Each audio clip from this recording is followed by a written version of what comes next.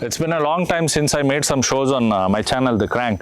So I thought on today's episode, let me do a long-term review on, rather an ownership review on Interceptor 650. My bike has done 9,000 odd kilometers. So it's been a year since I'm owning this bike.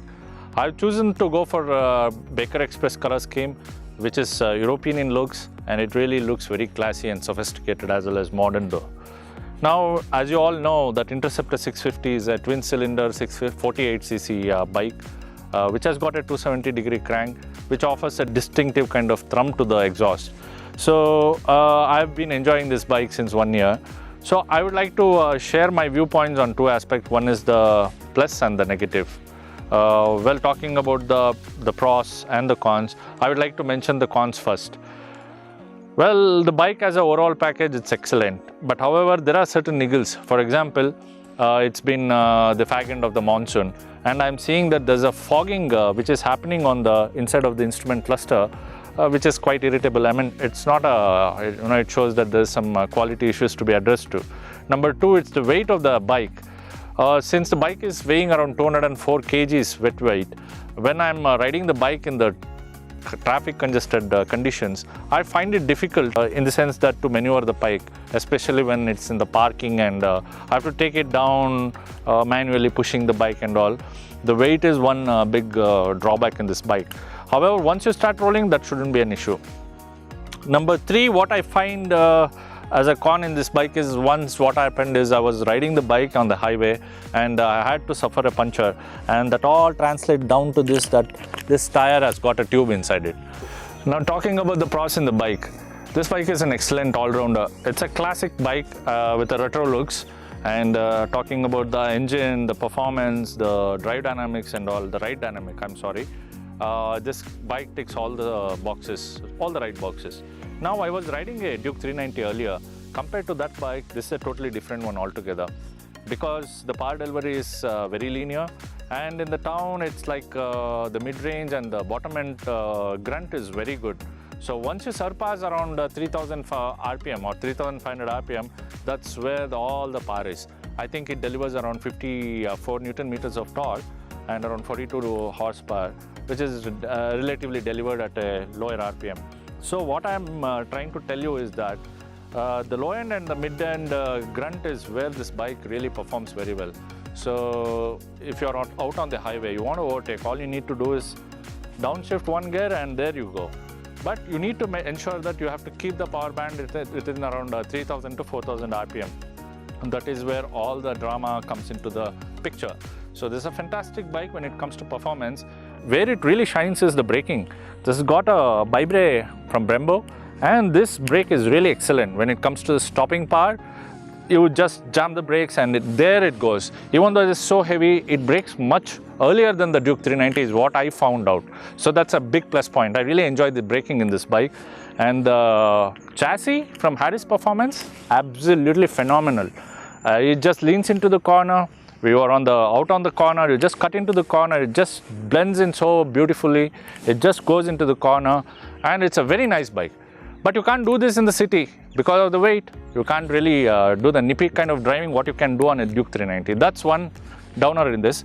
However, this is again a plus point, because out on the street highway, cruising along 80-100 speed, enjoying the power, enjoying the overtaking abilities, it satisfies all your riding requirements.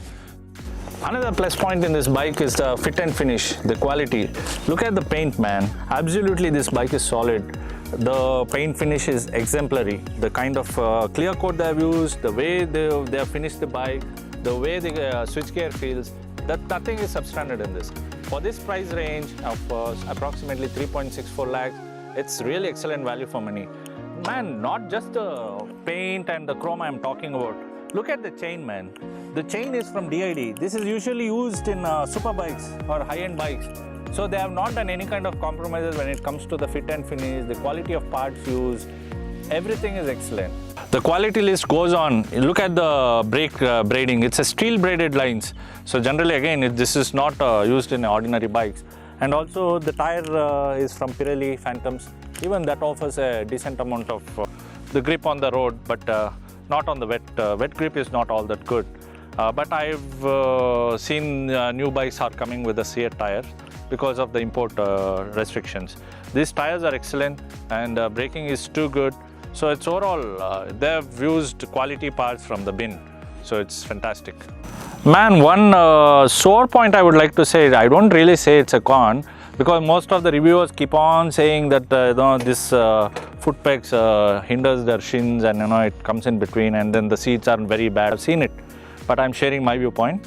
I've not to offend anybody here. I'm so sorry. Only thing is, I've gone from the stock seat to the GT650 touring seat, and I would like to say that not just it looks fantastic, it's got a red contrast stitching. It also offers excellent comfort as well as ergonomically designed posture for me, because I'm 6 foot taller, and I really find it fantastic enjoying the ride on my bike. So this is one thing I would like to say it's a sore point in this.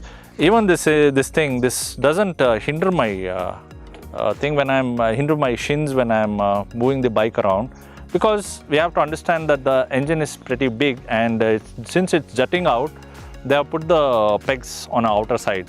So we have to keep that or bear that in mind when we are moving around this.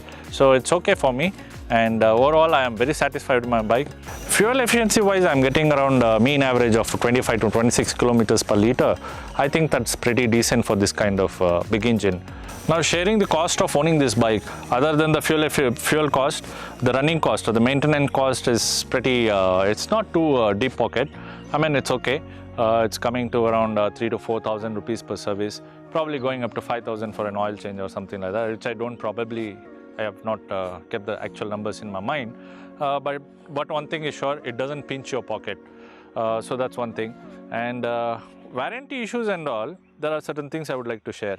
My bike underwent a warranty claim for key lock set because the rubber beading on the fuel cap was conked off.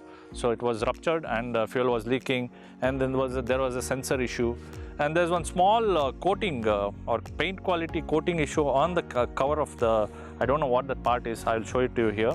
So those three things are subject for change. So these parts have to be changed, and Royal Enfield is taking their own time. So they don't keep up their words when it comes to honoring the claims.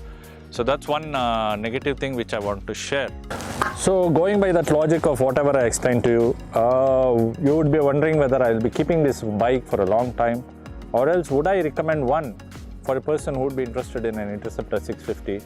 I would absolutely say yes.